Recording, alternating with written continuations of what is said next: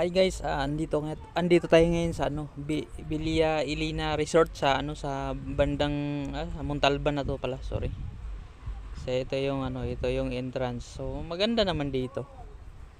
So pangalawa na namin punta dito. Andito kami ngayon kasi birthday ng panganay na anak ko. So ito yung mga ulam lang namin, yung may macaroni tayo. May tayo dito, may adobo, tapos may siomay puto, ay may mga soft drinks din, hindi mawawala yan.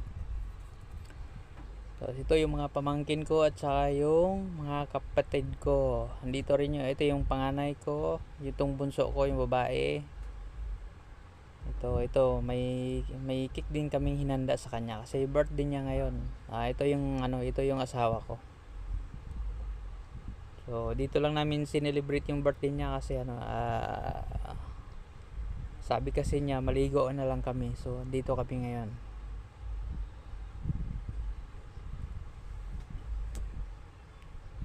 So ito yung asawa ko.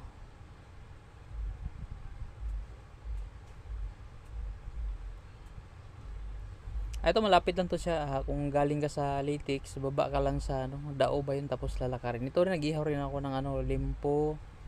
Tapos may isda din tayo dito. So medyo malaki-laki itong isda na iihawin ko.